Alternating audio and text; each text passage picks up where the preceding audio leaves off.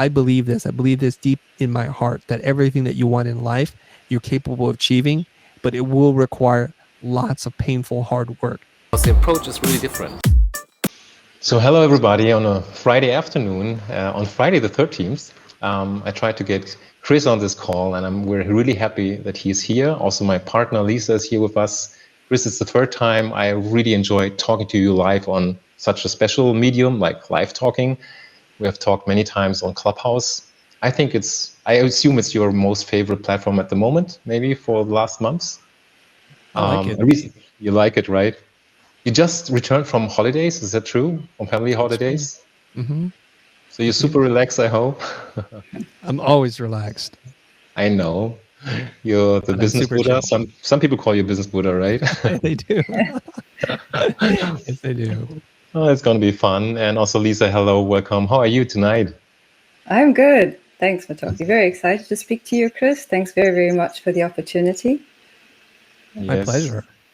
Yes, and last time we talked a little bit on the DexP conference. Now we're here on LinkedIn Live. Chris, we are always about honesty and transparency. So this is your first LinkedIn Live, Chris? Is it true? It is very true. This is very new to me, so I'm gonna have to figure this out. Oh, this is amazing. For me, it's a pleasure to do the first live, LinkedIn Live with you.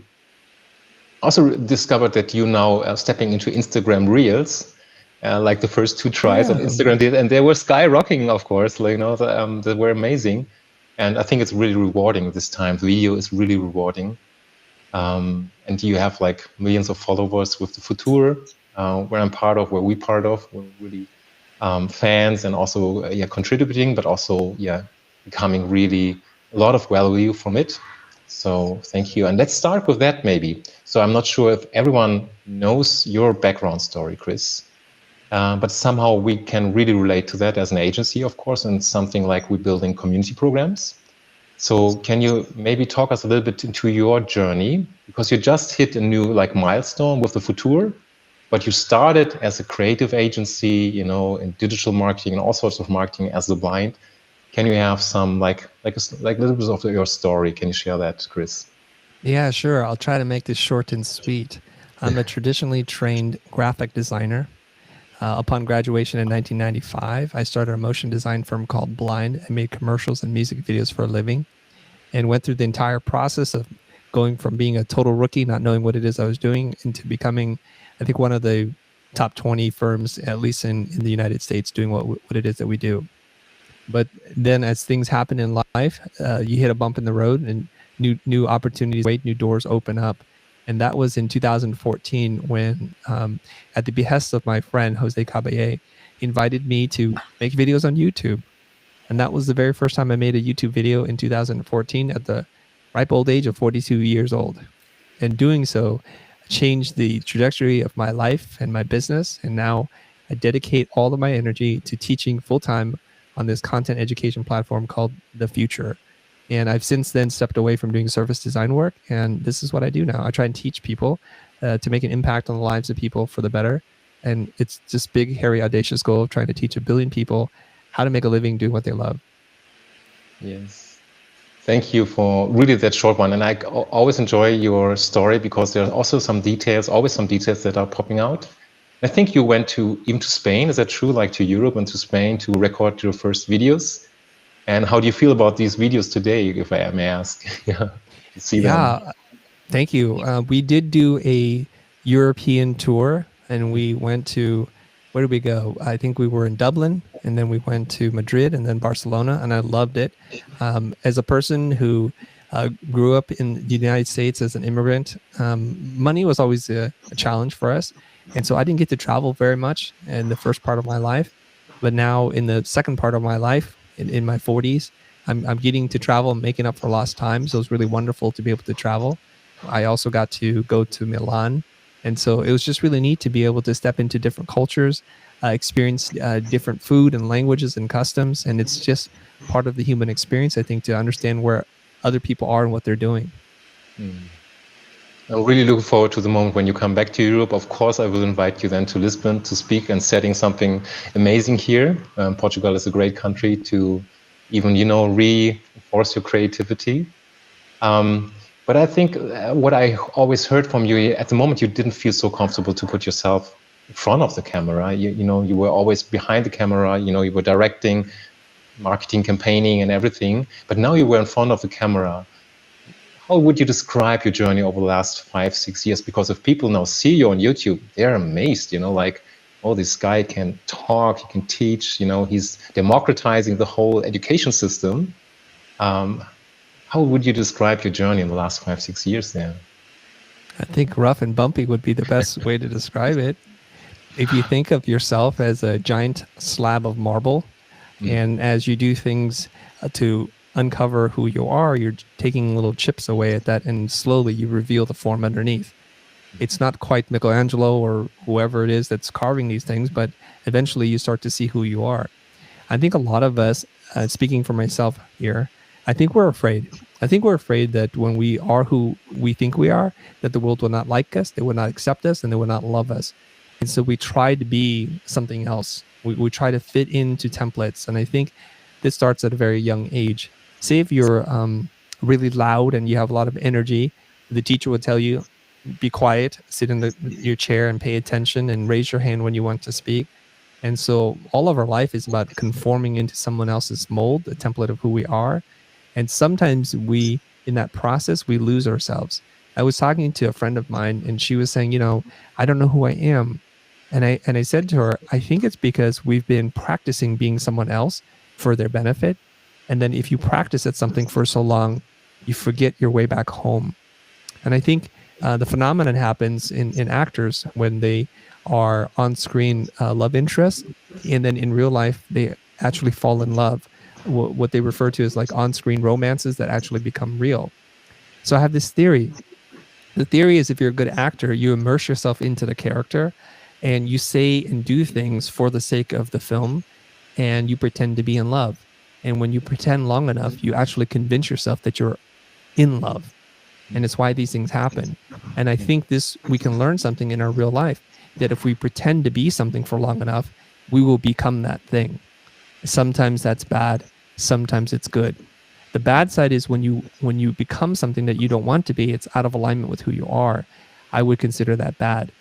But if you're in a situation or position in life where you don't love where you're at, you pretend to be someone. You pretend to be someone who's going to accept themselves, someone who's going to be confident, someone who's good at what it is that they do. And eventually you become that person. So being on camera is kind of like that. I'm slowly chipping away at who I am, allowing more of myself to come to surface while seeing what the reaction is like. And the fear that you have most of the times is unfounded. The more I lean into who I am, I think the more popular we become. Oh, I'm just asking also why, because I always like try to convince Lisa, oh, come on, why don't you step? You have so much to say. Yeah. So that's why I'm also looking for tips. But what I'm hearing, Chris, is that maybe there are a lot of, let's say, video technical trainings, rhetoric trainings, but you were really like into the rabbit hole, like self-awareness. Who am I? What can I allow myself to present, to become presented to the outside world? Anything that helped you in the last 5-6 years? I think so, but before we get into that, I want to talk about Lisa a little bit more. And she threw the ball in her court. She's going to start to sweat maybe a little bit.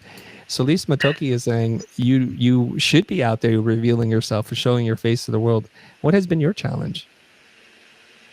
That is a very good question, Chris. To be honest, I thought we were going to talk about you tonight. So I have no answer, to be honest. Sometimes these conversations go that way. So we're going to pull you into the pool and the water is just fine. What has been your reluctance to be more visible? It's a brilliant question. I think it's probably everybody's fear that I probably don't have anything interesting to say, or somebody could probably articulate it a lot better. Yes. I don't look good on camera. Oh, I think the list of reasons probably extend from here to Timbuktu, to be honest. Mm-hmm. Okay. So it wouldn't be surprising to you then to learn that almost everybody feels exactly like you do, even super famous actors and celebrities. I think it's like we all have this self-image And then we think that if we don't live up to the image, our whole sense of identity is destroyed. And so by seeing yourself on camera, by hearing your voice play back, you think to yourself, I don't look that way. I don't sound that way. And there's some cognitive dissonance that's happening. It's like the inside of your mind is like breaking up into 1,000 pieces. But I had the same feelings that you have. And hopefully maybe by the end of this, you'll feel a little bit more encouraged, just a little bit, to step out there. So I'd like to tell you like 2 stories. The first story is my business coach. My business coach, we meet with every single week for years. At some part in our conversation, he said, Chris, here's the problem. You're really shy. You're in this office and you barely ever go out to the real world. The problem is you have a lot of ideas and you're intelligent and you're creative and you're well spoken, but nobody knows that because you're just keeping it all a secret. And okay, Kier, what am I supposed to do? He said, well, go out there and volunteer to do some public speaking. And that was the beginning. And that was him just gently putting his foot on my backside and pushing me out. So I volunteered to speak. I did horribly. And I'm not saying that for a fact. It was horrible. My voice was trembling. I was shaking. My heart rate was pounding, all those kinds of things. And it was a horrible presentation. But I realized something. I did not die. I didn't lose any fingers. And no one hated me afterwards. So it was bad, but I'm a constant improver. So let's try to do it again and be a little bit better. And over time, you develop different techniques and you can do this. And so that was me on the beginning of my public speaking journey. But the video thing was exactly the same. So when we're in front of people, we're afraid of their eyes and their judgment, and if they'll laugh or they'll applaud or they'll say, aw. And when they don't do that, we get all messed up. But when you go and record a video, you have a whole different set of fears. There's no one here. Am I crazy? I'm just speaking to myself. This thing doesn't have any emotions, this camera. And so now we go through that psychosis and was like, what is wrong with me? I remember one time because I just could not stand the sound of my own voice or the way I looked on camera. I thought I sounded better. I thought I was more handsome than I really was. So one day I was at home and I showed my 2 boys, and they were much younger then, obviously, than they are now. And kids have a way of telling you the truth. So I knew they don't care how I feel. They're not going to be diplomatic. They're just going to tell me what it is that they feel is true. So I pulled out my phone and I said, boys, I'm going to play this video. When I play this video, I want you to watch it. And I want you to tell me if that looks like me and if it sounds like me. I'm going to hit play. I'm going to walk away because I don't want to look at it. That's right. So they played it. 30 seconds later, I thought they were going to watch the whole video. 30 seconds later, they run past me. I'm like, wait. Come back here, boys. Did you watch it? Yes, Dad, we did. Does that look like me? Does it sound like me? They're like, of course it sounds like you. It is you, Dad. Is this a trick question? And then they ran upstairs to play video games or whatever. And I just had to come to the acceptance that I'm not as cool as I think. I don't sound as good as I think, but the world already knows this and they seem to accept me anyways. So the journey to public speaking and putting myself out there is the journey of learning to accept myself for what the world already sees and knows. And I'm going to have to be okay with that. Chris, I find that such a brilliant interface to the topic at hand this evening, where we want to talk about mastery. And after hearing that, my question is, when I think about mastery and I hear what you've just said, would you consider yourself in which phase of mastery when it comes to this public speaking, when it comes to making videos, when it comes to your social media presence? I don't know. And it's hard for me to say because at what objective standard will we use to measure? And it's a little bit tricky if we say based on the volume of interaction, engagement, and followers, and if we set a benchmark, then we could decide how close we are to that. But my conception of whether or not I'm a master at it probably has no relevancy to someone else's conception of what mastery looks like. I feel like I've learned the game of content creation, about how to write and create content so that people care and show up. I think I've learned the game of building community, about seeking and creating maximum engagement. And I feel pretty confident on specific platforms like YouTube, LinkedIn, and on Instagram, and more so on Clubhouse these days. But I feel like I've figured out something, but in my mind, there's always so much more room to grow. And if we move away from your social media presence, are there any other areas in your life where you say you've achieved mastery? I think to one point, putting 20 years into working in motion design, directing, and doing animation and visual effects, I think I comfortably say I've achieved some level of mastery there. Yes. I have also some questions coming in to ask you about the other coaches maybe in your life, maybe your wife. Did she play a role? I think she pushed you a little bit in the journey to teach students. And now there's a way bigger goal. Maybe you can talk a little bit about that, what your wife and maybe your partner in life, pushed you or challenged you a little bit. Yeah, I want to say some things for context. My wife is Taiwanese from Taiwan, and there's a culture there where people just say whatever it is they think, and they don't really try to like put flowery words. And there's good and bad to that, obviously. Some tact, some nonviolent communication could be good, but oftentimes she's the person who's strong enough to be able to say things to me that few people can say. And since we're in a committed, loving relationship, I have to listen to it, right? I choose to listen to it. With most other people, I'm like, you know what? Thank you for your opinion. I'm good. I'm going to do my thing, and I can shut it down. But there's a critical juncture in my story, in my life, where my wife, she's also a designer and a creative person. We went to school together. I was teaching, and I was teaching for a number of years at this point, probably 10 years into it. And she would go to class with me. And the reason why she would go to class with me was because we wanted to do something together. I wanted her to learn what it is I was teaching my students, but I also really cherished her feedback. And most of the days it was fantastic because she would make fun of me and she would call out certain things, and it was like a loving, playful teasing, and it was great. But one night in particular, which I thought was a really great class, looking forward to the feedback in the car on a long drive home. And she asked me a couple of questions, and the questions were, aren't you getting tired of doing the same thing over and over again? And that hurt me a little bit. But the nail in the coffin was, don't you think your potential could be realized by teaching more people than the 10 or 12 students you have in your class? And that was a long drive home of silence. That's what I do when I turn the volume up on the radio and it's like, okay, I'm just going to listen to this. I had to let the words penetrate into my soul. Because there was truth in that. I was really thinking about it, but I didn't have the answer. And it's frustrating when someone tells you the truth, and you know it in your heart, but you don't know the answer, so all you can do is feel bad. So that was the beginning of her saying, hey, look for something different. There's an opportunity here. And so eventually that led me to running into Jose and then making our first video together. Has she always been that spark that pops up at the right moment with the right questions? I would think so, yes, because she's challenged me many times before. Every single time I don't like what I hear. There's tension between the two of us. And eventually I work through it and I do what it is that she challenges me to do. And of course, I'm better for it.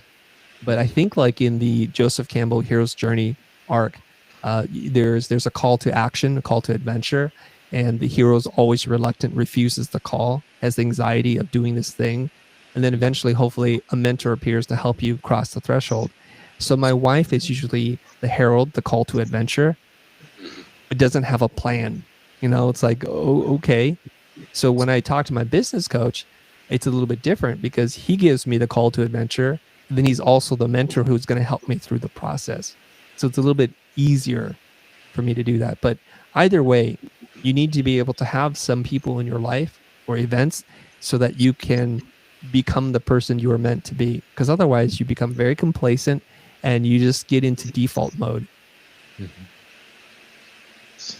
So what I'm hearing is that, surround yourself by people that are challenging you on the one side, but also that really ridiculously speak the truth in a Taiwanese way or in any way, Germans can do that as well, and kids obviously can do that. Yes. And then continue playing Minecraft and say, what's up? It's just you, Chris or Motoki or Lisa. Right. I think Lisa did a great trick to come back to you, but let's stay a little bit with Lisa, right? So right, yeah. I noticed. You can present the video to your kids and get an honest opinion. Chris, I really kept myself silent when you were starting your thing. What can we do to help Lisa to, step into other shoes, maybe bigger shoes, or, to the next step? Yeah. I think what we do is we look at the process and we do it one small step at a time.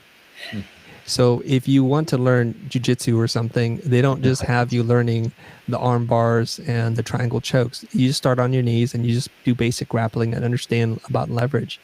And so when you're talking about doing public speaking or being more visible in a social media context where you are front and center, I think we find the smallest viable action. What's the smallest thing that Lisa can commit to without her throwing up in her own mouth, right? What's the little bit that we can take? So being on a call like this is getting her visibility, allowing her to grow and step into these roles. And my former business partner, and at that time my mentor, Jose, he did that for me. He's like, I understand you're not comfortable, so why don't you just sit there, turn on the camera, and you don't have to say a single thing. And say something when you're comfortable. And I think we're doing this to Lisa without her knowledge. Yeah, there's some plan revealing right now. Lisa, Chris and I talked in the back doors. I feel a bit shocked right now because I thought I was invited to talk about mastery, and I was so excited about this brand new topic. And I started thinking about it's true. Panda and how he practices, how he goes from apprenticeship to the next phase, and then he becomes a master. So now I'm totally stunted, I must be honest. No, we're still in the same game, so there's no hidden agenda here. And I have also one question, and I will look at the questions that are coming in. Chris, recently you talked about, this milestone the Futur took, and I heard you a little bit talking about yourself. So maybe, you're at a certain point. Let's assume our agency is roughly doing 1 million revenue in a year. But to come to a next level, whether it's revenue, whether it's reach, whether it's engagement, maybe it starts with ourselves. Maybe it starts with, let's say, me, Motoki, changing myself for the next step, or Chris changing because the Futur has to come to the next level. And there are more people who are, you have a great participation mindset, I think, include a lot of people. So maybe you can talk a lot about this, what needs to change with myself to enable my business or whatever I'm doing to take the next step.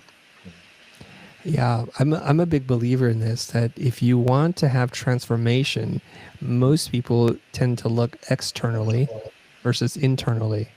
And so when you change, your clients will change. So wishing that your clients would change, wishing that you had better clients who would pay more, who had higher profile companies, and waiting for that to happen, that's a fool's errand. That's just sitting there thinking about that. I don't think that works. I think what you do is you say to yourself, what can I do to transform, to have personal development such that I will be attracted to the kinds of people that I want to ultimately work with. So when I was doing motion design work and I wanted to get into doing strategy, I had to change first. I had to change before my clients would change, because there's no compelling reason why they would take so much risk working with someone who hasn't acquired those skills, who haven't developed the necessary systems and frameworks and processes in order to be able to do this work. So for a year or so, I worked on myself and I did as much as I could to learn about doing brand strategy, so that eventually when I was ready, the client then appears and then we're able to interact.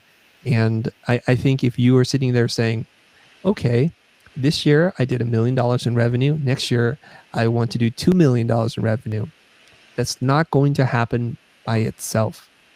If you want to build twice as much as you did this year, in the next year, you have to be twice the person that you are today. And I don't think that hopefully is a message of saying you're not enough. It's not that you're not enough. It's like you can be more.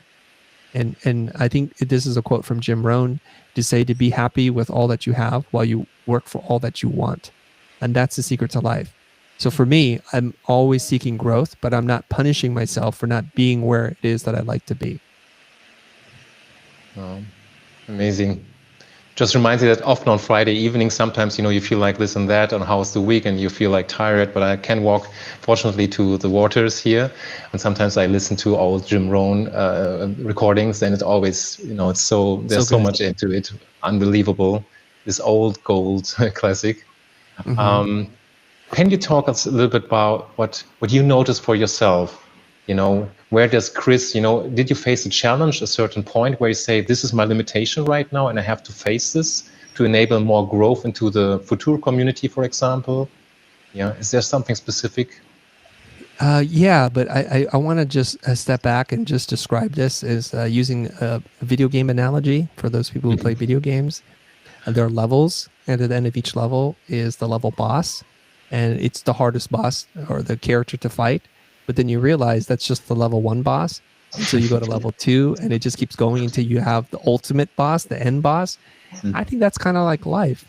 And I don't know where I'm in that stack, but I know I'm not at level 1 and I'm not at the end level. So every time something is going to come up.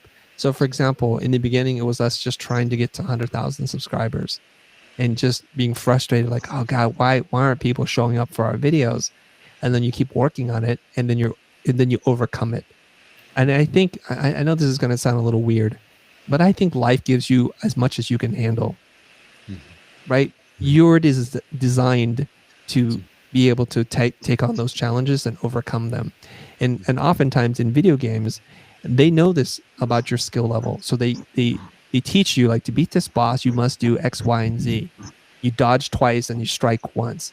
And then you beat that boss, but then you try to apply that to the next boss. It doesn't work. This boss, you have to duck twice, crawl, and then stab or something like that. And it works like that. So for us, we look at it as we're making videos on YouTube, but we can't really make money. So the first thing is to build a sustainable business around this. It took about 4 years for us to get there. And now we're off to some place. This is great. And we're having 300% growth year over year. But then you hit a ceiling. And the ceiling, and I'll share one very specific thing, was, gosh, we're not making enough money. And that's when one of my creative directors at that time, Matthew Encina, said, hey, I think we need to tag the end of our videos with a link. Or I think it's called a card, so that people can become aware of our courses.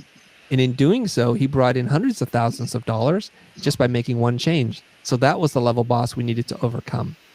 And so each time you grow, there's this theory. It's called the challenge and response theory. Are you guys aware of the theory? I'm not sure. Okay. And so the theory is something like there are 7 or 8 great civilizations in the history of humankind. And the way this works is that individual organisms, let's just say a small family, they're challenged by another family. And so they have to respond to this challenge. And if they're able to overcome, the family grows twice as big. Right? So you either become destroyed or you are able to grow. And you keep doing this. So the family becomes a village. The village becomes a really big civilization. And then each time something is challenging you, you grow. And the prize of your growth and your victory is you're going to get a bigger challenge. And you keep doing this until you can no longer meet the challenge. And then your civilization is in decline. And so I look at it like whenever we hit a milestone, we're met with a challenge. We respond, we grow, or we don't, and then we die. So you're going to head in 2 directions. You're either going to grow or you're going to die. So we're always looking at the next challenge. And for us, the next challenge is to hit $5 million in revenue. I think we can do it. It's going to be difficult. It means now we have to change. We have to grow. Oh, amazing. I think a modern terminology for me right now would be like resilience and adaptability for an organization. And it's hard because you have to stay flexible. And I think that hurts at some point. It would be so nice to just breathe and just stay, 1 million or 2 million and just relax for some years. But then the context will kind of evolve. Other players will step in, at the end of the level, there's some new tricks that you have to learn for that. So staying adaptive with that. Yeah, so much. Thank you so much for that. Yeah. And I see, like, you can see patterns in tech just to illustrate this so that people don't think it's too abstract. There's a small team of people. They developed this photo sharing app called Instagram. And Instagram is growing really, really fast. So Facebook and Zuckerberg looks at them and says, are we going to be destroyed by them? A challenge is coming, and they could see it early. This is the trick to growth. So what did? They either tried to launch a competitor to Instagram or they acquire them. And since they're the bigger entity, they were able to buy them. And they at that time, people were questioning the value of the company. I think they paid $1 billion for Instagram, which many people thought that was the dumbest decision for a new app. But they did a good job because Instagram has become, I believe, the second most active social media platform behind Facebook. And so then we see TikTok. So TikTok is coming. And now there's a bunch of companies, including YouTube and Instagram, trying to thwart the threat of TikTok, these short, very viral videos. And so YouTube comes out with shorts and Instagram comes out with reels, I believe. And that's their response. How well they adapt to this challenge will determine whether or not they're replaced by them or not. So we can see this happening in real time.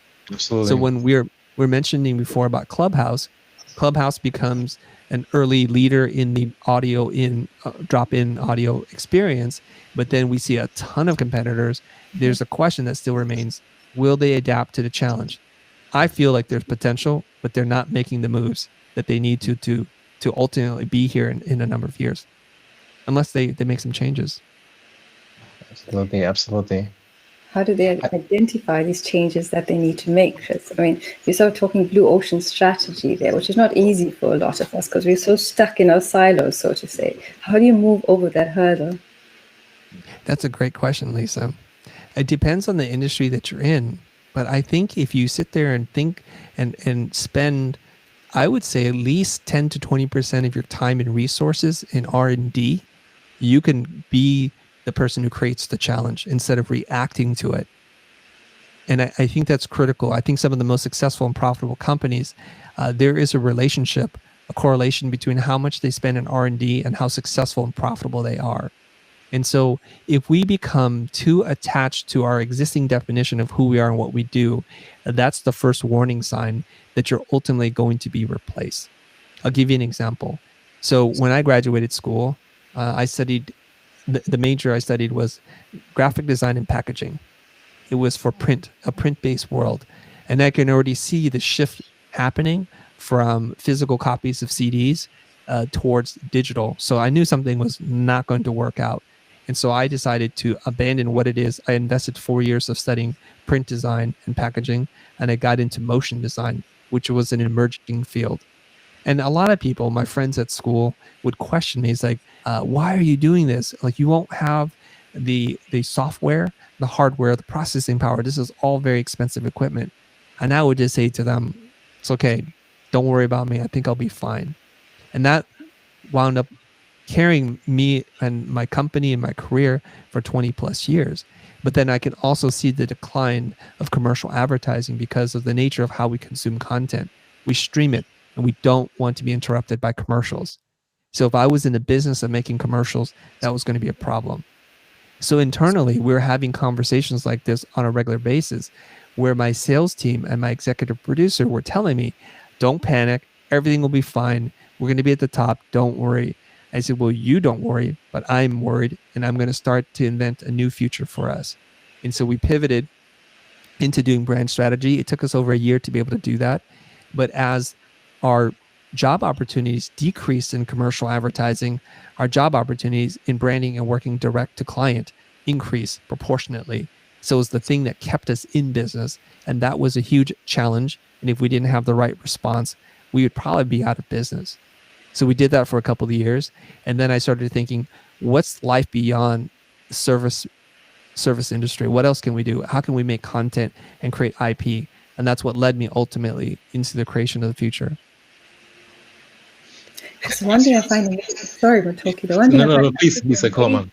Yeah. And the one thing that strikes a chord in everything that you say, the one thing you keep mentioning is you've learned and your process as you've gone along your journey. And you keep mentioning you're learning and you're growing. And I find the one thing that's so important in this whole learning is a sense of humility. And I find as adults, as we grow and we get more knowledge and we get more experience, we lose this humility. And we take pleasure in rapid progress and instant gratification. I think that gives us a false sense of mastery. And a very, very, very popular saying of mine, I love this saying where Adam Grant says, if knowledge is power, knowing what you do not know is wisdom. And when I listen to you and learn how much you've learned, how much you've grown, where do you find yourself between knowledge and wisdom? Oh, very interesting. That's a tough question. I love this definition of wisdom. Wisdom is experience plus reflection. We all want to be wise. We all want to be considered wise, but not all of us want to do the hard work of the thing called experience. Or some of us work really hard, but we never reflect on the things we've done. So we don't know what it is we've done, and we don't know how to continue to grow.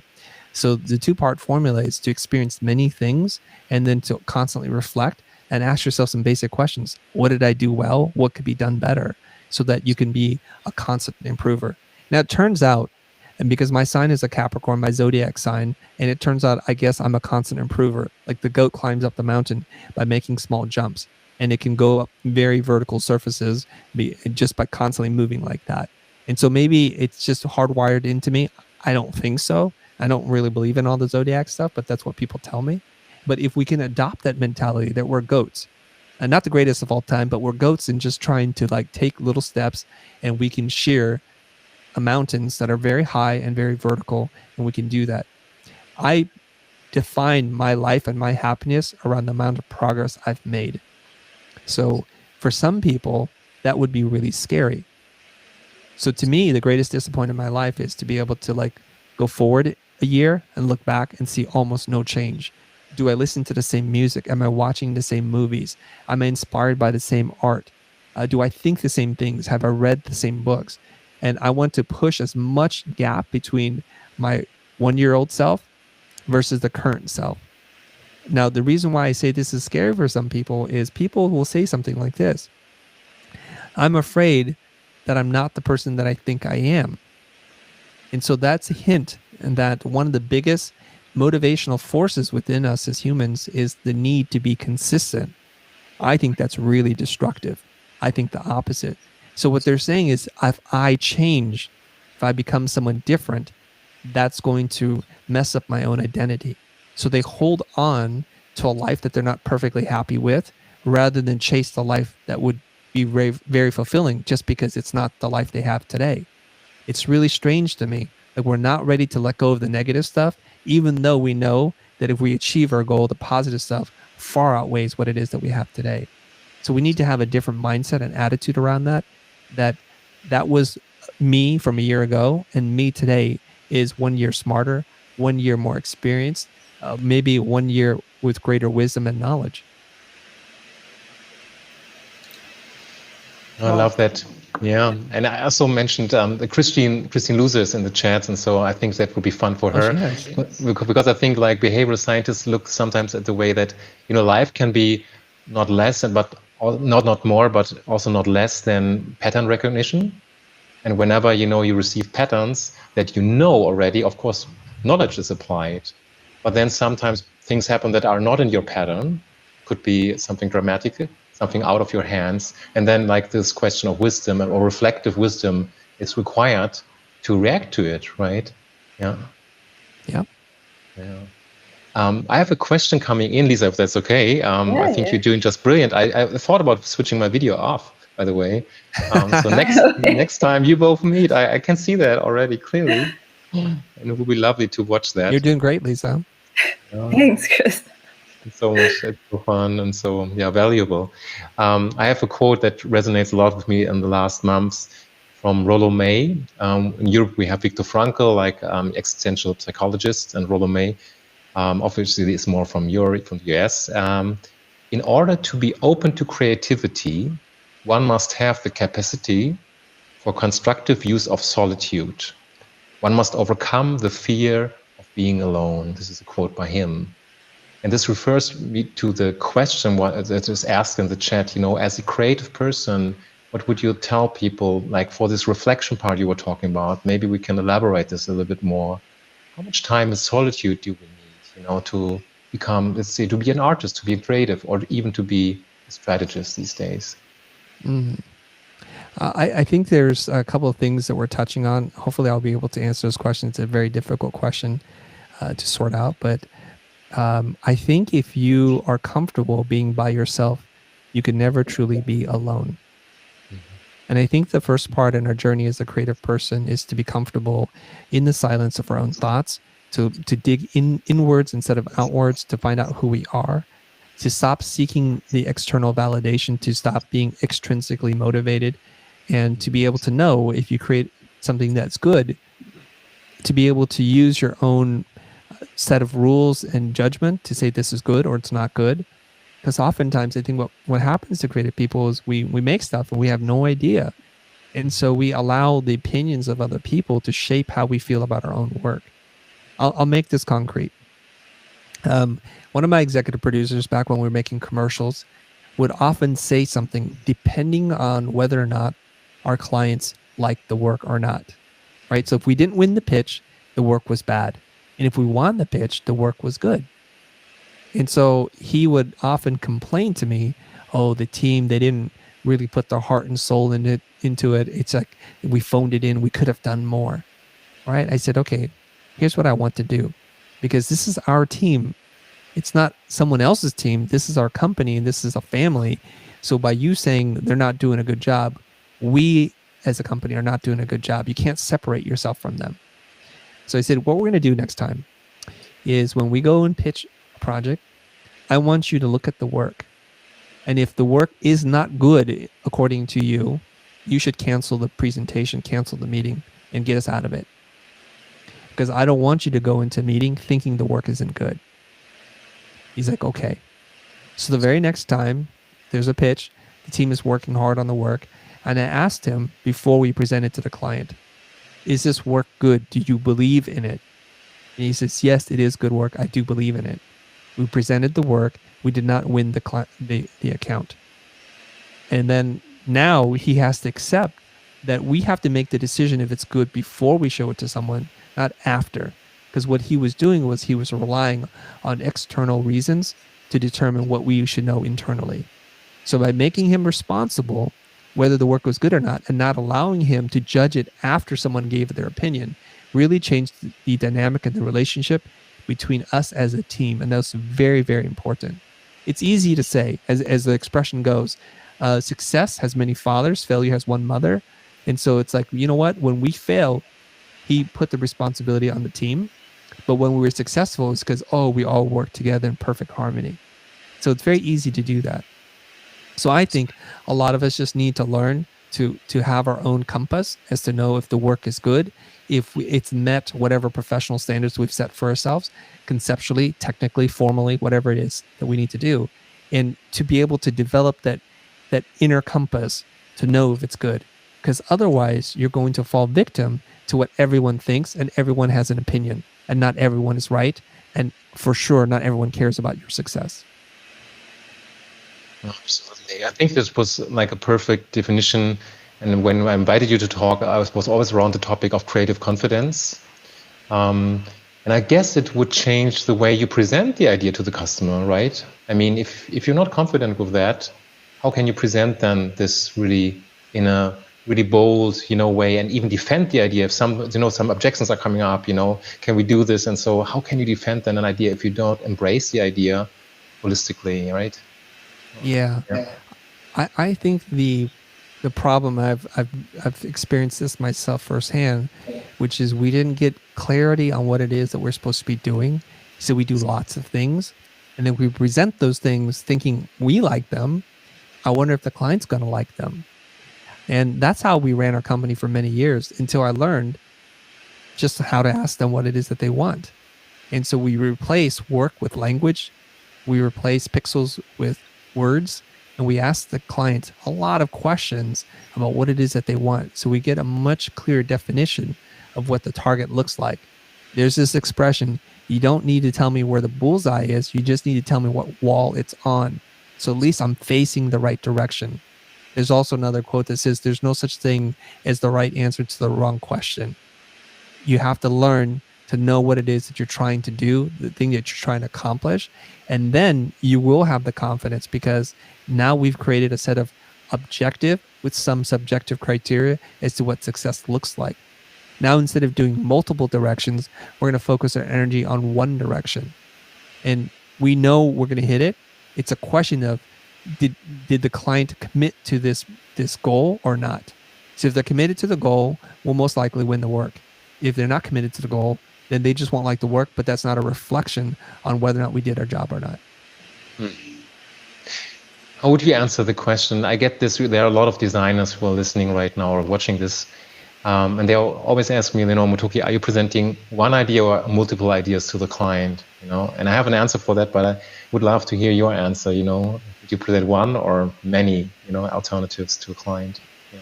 When we're young in our career, we present many ideas. And when we're more mature in our career, we present just one idea. Thank you. I take that home. I can sleep right now well, and I can tell everybody in the team, go for that. I don't say it. It's Chris who says it. So I would love to come back in an interesting kind of way, hopefully for Lisa, because I tried to convince Lisa to come to the futurpro group. Oh, yeah. I'm kind of, telling her we want to pay for that as a company, of course, But she says, of course, time is limited. I have much going on in my life. So what is the futurpro group, and why should Lisa join the futurpro group? What do you think? Yes. Okay. First, I would say, Lisa, if you are not ready to join, do not join. You'll be thoroughly disappointed. There are some conditions which I would ask everybody, if I could, before they consider joining any kind of training or community, which is, are you dedicated to making change in your life? Are you willing to put in the work? Are you ready to be challenged by ideas that might shake up your self-image and your own identity? If you are, it's worthwhile to then consider. Because if you have no time and no interest to implement the things that you learn, you will also have no result. And most likely, you'll just blame us for not delivering on what it is that we promise. But the futurpro group is a private community of over 570 members from all over the world. It is a paid coaching community. And what you do is you get access to lots of different things. There's live coaching that happens twice a month. And there's a huge archive of previous calls organized. And now we're starting to index all the calls so that you can jump to the specific topic. But it's going to take some time. But what we find to be really interesting and fun is the network and the community that support each other. I was having a conversation with a member who had been a member of different communities before, and she said, this one's different, it's special. And I wasn't sure what she meant. And then when she elaborated, she said, it's because people here genuinely want to help you succeed. Whereas in other communities, they're just mostly self-interested. And so when you're struggling with whatever it is that you're doing, there's a good chance there's a member in the group that would be willing to take time out of their day just to help you. I think that's amazing, because on this journey in our professional development in our life, there are always going to be people ahead of you and some people behind you. And I think when we are around those people, we can save ourselves from some unnecessary pain. Pain is necessary, but there's some unnecessary pain that we don't have to go through. So what we do is we tap the person on the back that's in front of us and say, how'd you get there? What do you recommend? And then we receive the benefit of their knowledge and their experience. And then what we have to do is we have to turn around, look at the person behind us and say, how can I help you? How can I serve you? Both of these things are very helpful to your self-development. One, you learn from someone who's just a little bit ahead of you, so it doesn't feel so overwhelming. But two, when you teach someone, you learn as well. So it's very important for you in your own self-development to try to help other people, to teach them, because if nothing else, it's going to make you clear in your process and your thinking that you can apply in your own life. Oh, Chris, this sounds like a community that I have to join. My question is, how do you foster, cultivate, and nurture such a community that it actually stays at such a high level?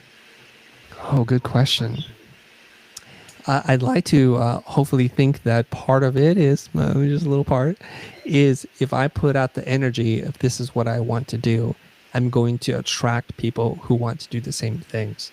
I built my company and my brand around this idea that the more people you help, the more you help yourself. So my goal is to help as many people as possible to do it in a transparent, open, honest, and if necessary, vulnerable way. And in doing so, I think it's like a signal. Like, you know how Commissioner Gordon sends out the bat signal and Batman can see him wherever he's at? And so that's their communication. So my signal is the future channel on all the social platforms, and I'm shooting down to the universe, and it's going to attract like-minded people. And when they get in there and they let go of their guard, or they let down their guard and some of their cynicism, they're going to see like, yeah, there are actually a lot of people here who want to help you. Not so much that they lose their own progress, but enough so that, you know, we can all help each other. And what we see is, like the example I love to give is a guy named Brett Brown. He's a professional copywriter, advertising guy. He helped Henry Kaminsky sharpen up his copy and his sales pitch and his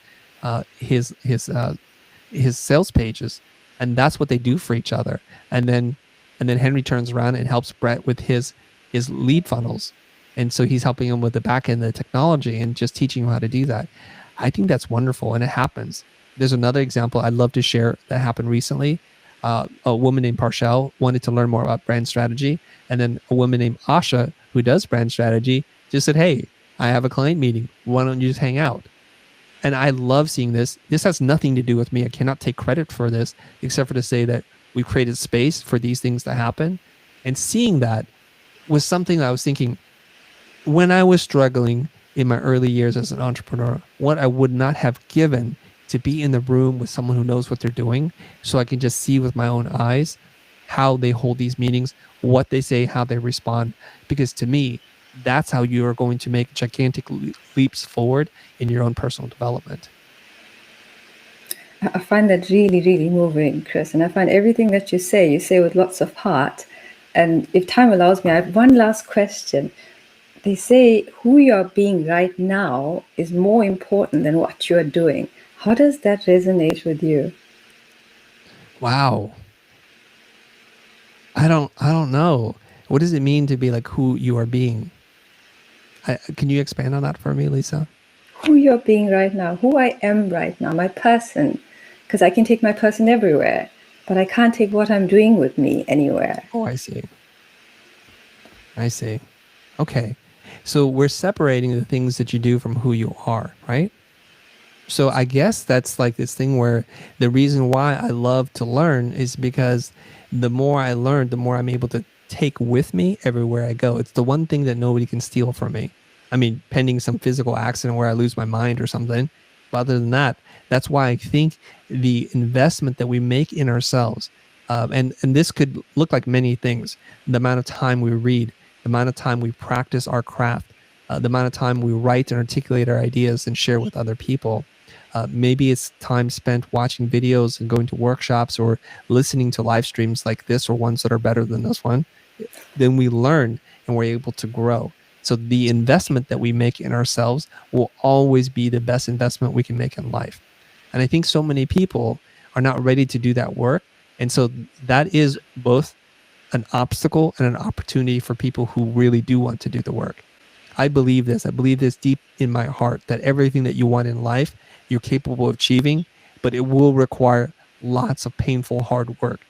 Because if it's easy to obtain, it means everyone has it. There's no scarcity in it, and scarcity creates value. The reason why certain metals are worth more is because there are fewer of those metal in the world. And so I look at it like this: the person that you want to become, the journey should be difficult. It doesn't have to be painful necessarily, but it should be difficult. And once you go past the difficult part, you're going to achieve what few people have done, which is, I think, to achieve mastery. Thanks. That is just the perfect ending. So there's nothing to add right now, because the title was about mastery. I just can share maybe that I will later on share with the community who watched this a video, which interesting Lexus did about quality in Japan. And, you know, Malcolm Gladwell had this idea of 10,000 hours, you know, and he watched the Beatles in Hamburg and all these things. Of course, the Japanese can kind of reach that. They're talking about 60,000 hours you have to put into something. And it's like, you know, 10,000 hours to learn the rules. So if you want to become a sushi chef for the 6 years, you learn to cook rice, right? Right. Then after 20,000, 30,000 hours, you kind of find your purpose into it. But after 60,000 hours, you can break the laws of the art, you can form new art out of it. And I will share that video with you, Lisa and Chris, and I hope you will like it. It's 60 minutes. It's not made by us, but it's a wonderful documentary. Though it's by Lexus, I think there's some advertising behind that. But 90% of that is really a nice documentary. And I think this is so totally fitting into what you were saying and teaching us tonight, sharing us with us, Chris. Thank you so much. And also, Lisa, thank you so much for stepping in here on this stage. I can't wait to see more of that. And I hope to see you tomorrow in the futurpro group. So little advertising, right? Pressure. No pressure. We need to do things of our own free will and desire in our heart. Otherwise, it won't work. And I'll share just one really brief story. Yes, like there was a period in time in which I was not very physically active, and my wife was getting concerned about me. I'm not a fat person, but you could probably say I'm skinny fat. You know, there's no muscle in my body. And so she was at the local gym down the street from where we live. It's very close and it's convenient, it's clean. And then she decided, I guess, on a tour to buy a year membership for myself and for my dad. And for me in the gym, there's a small possibility I would go. For my dad in the gym, just forget about that. So she bought a year-long membership.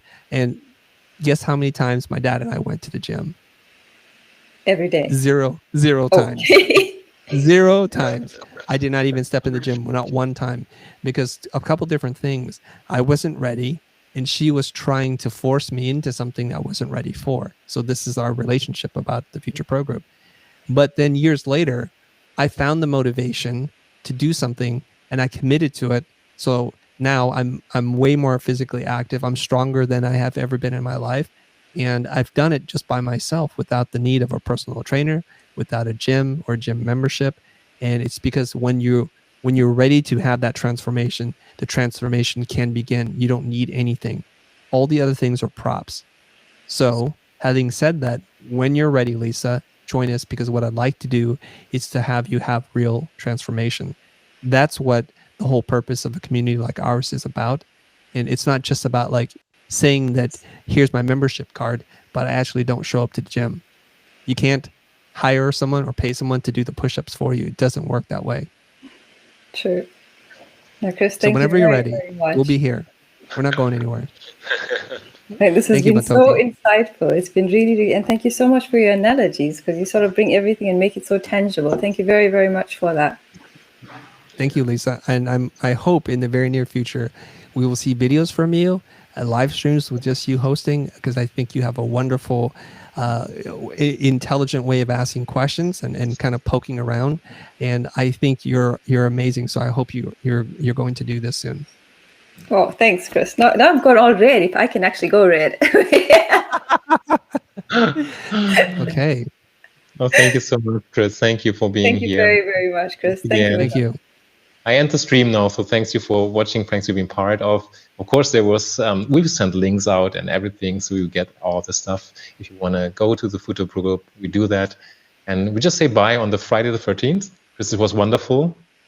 I hooked up my computer on some ice bars, literally, because I had to. It's so hot here, you know. My computer was kind of ventilating, but it worked. So 1 hour, we had a wonderful talk, wonderful time. Chris, thank you for always Thank being you. the business Buddha and being with us. Thank you so much. Yeah, thank you very, very much, Chris. Thank you. Bye, everybody.